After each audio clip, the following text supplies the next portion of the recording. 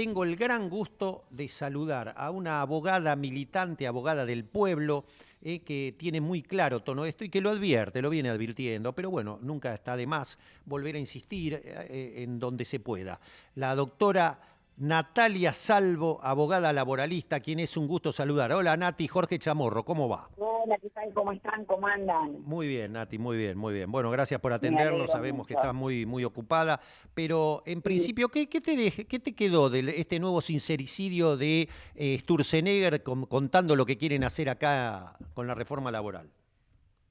es que la verdad que no extraña, ese es el problema que tienen, un programa económico de destrucción de derechos laborales, porque para la destrucción de derechos laborales implica darle más a las grandes empresas, no a las pequeñas, y es lo que siempre dice el neoliberalismo, desde incluso mucho más profundo con este modelo económico, desde la última dictadura militar hasta Menem, Macri, en adelante. Entonces, la verdad que lo hicieron en el decreto de necesidad de urgencia 70/23, lo hicieron también en la ley de bases, con lo que podrán introducir, y ahora en el proceso este de la diputada anterior, Sí, Romina Díez, y lo 10. harán en el proceso que presenten después del 10 de diciembre. La verdad que no me extraña en absoluto. La pelea la ves difícil, la ves brava, la ves que se puede revertir.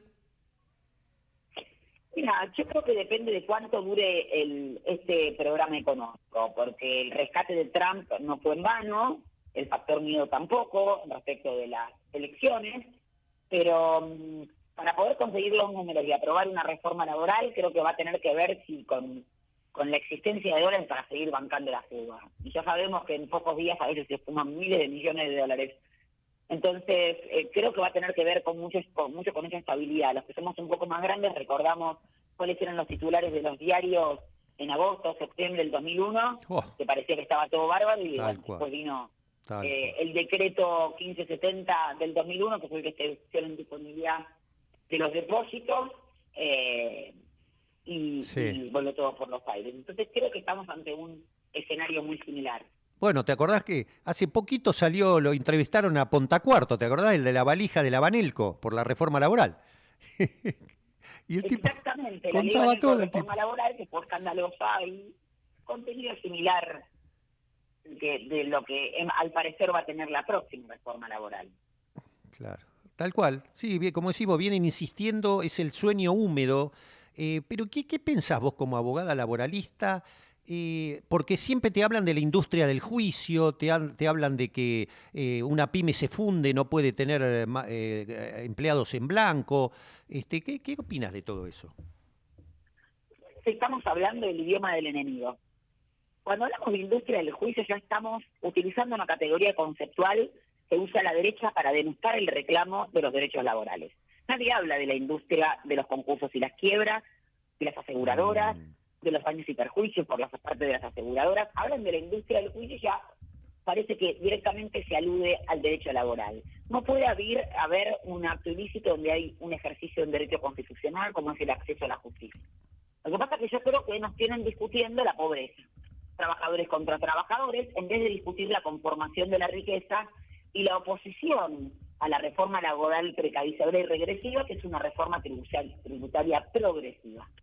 Entonces, en tanto en cuanto sigamos como siguiéndole la agenda a esta derecha, y sí, por supuesto vamos a estar en defensa, y vamos a estar discutiendo destrucción de derechos. Ahora, la mejor forma de defenderse en este caso creo que es hacer una propuesta positiva. ¿Cuál sería la a ver, reforma laboral del sector nacional y popular? bien. Reducción de la jornada, participación en las ganancias, incorporación de los trabajadores de plataformas, pero a través de una decisión política, no de un discurso jurídico solamente.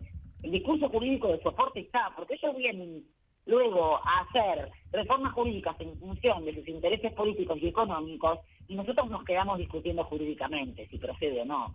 Desde ya les digo, no hay nada que no sea inconstitucional de todo lo que planteó este gobierno en términos de derechos laborales. Desde el decreto que modificaba el ejercicio del derecho de huelga, todas las reformas establecidas en la ley de bases, todas, no es que yo veo todo negativo, es que las reformas que hicieron fueron de manera neurálgica para destruir derechos y poder llevarse más ganancias. Entonces no hay que temer en decir esto.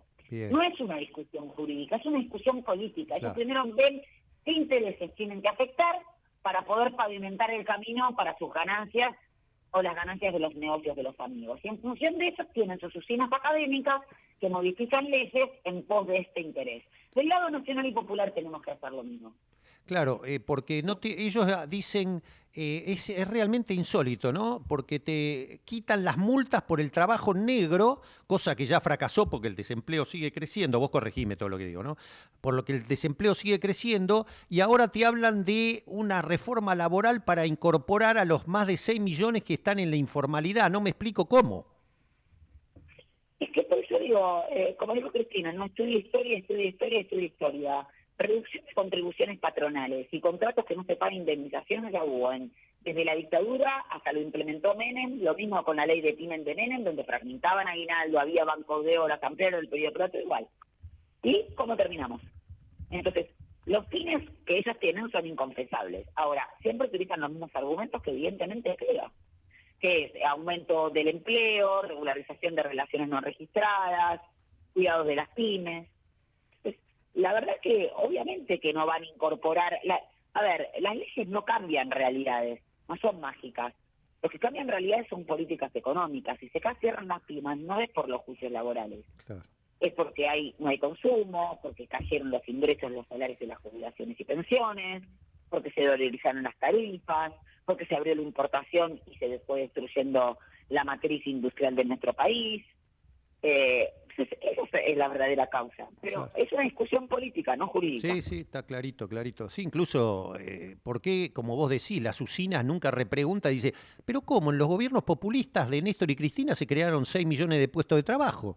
Y con los gobiernos de ustedes que ponen todo tipo de flexibilizaciones laborales, se destruyó empleo con Macri, se destruye empleo con ustedes. Realmente llama la atención, ¿no? Así es. Por eso digo, con estas mismas leyes laborales, Macri no necesitó hacer una reforma laboral más allá de que lo quiso presentar en las elecciones de medio término en 2017 para consolidar la destrucción del poder adquisitivo del salario, que perdimos 20 puntos, y pasar del mejor salario de América Latina a tener de $674 a $222, o de pasar de 5,6% de desempleo a más de 2 dígitos. Eso fue la política económica. Claro. Entonces es la política económica lo que crea empleo o los destruye. Bien, la última, sí te libero, a la militante. ¿Hiciste un análisis de qué pasó, cómo es que Milei ganó?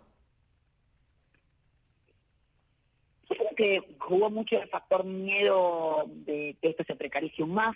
Lo que dijo el presidente Trump, yo creo que eso caló muy profundo en una sociedad que está acostumbrada a los estallidos sociales y a la precariedad en términos de poder adquisitivo. Eso creo que caló muy profundo. Creo que el antiperonismo en nuestro país es muy fuerte, es una identidad, y si el peronismo de algún modo, creo que el camino es afianzar esa identidad, no hablarle una ancha avenida del medio que no existe. Me parece que hay que justamente responder ante eso con estas variables que acabo de mencionar, ¿no? Generando nuestro propio programa, porque la gente, sobre todo también el votante del Espacio Nacional y Popular, quiere saber qué vamos a hacer con la deuda, con el trabajo, con la salud, y muchas de esas demandas se responden justamente a través de una misma variable. Primero, salir del yugo de la deuda y después tener una política económica que incluye. Bien. ¿Te hace mal ver la interna? ¿Cómo? ¿Te hace mal ver lo que pasa en la interna propia del peronismo? Yo creo que así como se denota en esta sociedad la palabra conflicto, también se denota la palabra interno. O sea, que si la interna está buena o es lo mejor en este punto, probablemente que no. Ahora, que hay interna hay en todos los espacios. Me parece que hay un lugar de autoflagelo improductivo en el militante, en donde, por supuesto que nos puede amargar una interna en este contexto, pero autocrítica. Y la verdad es que creo que el enemigo, como lo dijo Perón ya, ¿no? Nos pega no por lo que estamos haciendo o hicimos mal o estamos haciendo mal, sino por lo que hicimos bien. Después es necesaria la conducción desde ya. Se omite también que nuestra conducción la mandaron a matar por parte de Estados Unidos, que ya lo sabía desde antes, una causa judicial que no se investigó, que tuvo muy poca prensa, sobre todo el sector periodístico que ahora más le está pegando, ¿no? Sí. Cuando vos le pegás a una persona que está detenida o presa, más allá de pueda o no tener errores políticos, eso habla muy mal, ¿no?, del Espacio Nacional y Popular. Muchos de esos periodistas que comieron gracias a Cristina. y esto lo digo más desde un código como persona y militante, evaluándolo en periodo político que sea mejor o peor.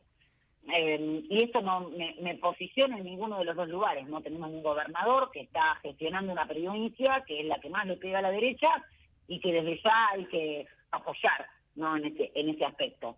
Después hay que evaluar si lo que dijo Cristina del desdoblamiento tuvo o no razón, a la luz de lo que pasó con las elecciones. Al parecer sí, ¿no? Dice el manual más importante de la guerra que no hay que movilizar 2 veces el mismo ejército en un tiempo tan corto y con un enemigo tan fuerte. Esas son cuestiones sí políticas a evaluar de cara acá en adelante. Después los métodos, hacerlo público, no público, me parece que ahí está tal vez lo que más se tiene que sentar a hablar el campo nacional y popular, y esto, nos vamos a juntar a hablar a través de un programa y que nos una un programa. No, me parece que ahí está el quid de la cuestión, y mucha gente obviamente puede decir, bueno, estoy cansado de la interna porque la gente está muriendo de hambre, está pasando muy mal. Bueno, el peronismo en ese sentido siempre encontró una discusión como para salir adelante. Parece fácil, sé que no lo es, pero el gobernador es el enemigo está clarito, y Cristina, que está presa y ahora parece ser que es el deporte nacional de algunos, sobre todo varones, bueno, ¿no? Hay que ver que justamente el Poder Real la mandó a detener, está detenida por haber hecho con su propia experiencia, ¿no?, del tipo, un programa económico que le dio mucha felicidad a los argentinos y a las argentinas. Sin duda. Nati, gracias como siempre, gracias por habernos atendido. No, por favor, gracias a ustedes. La doctora Natalia Salvo, abogada laboralista, dijo: reforma laboral es por un programa económico de destrucción de derechos laborales para darle más a las grandes empresas y no a las pequeñas. Clarito.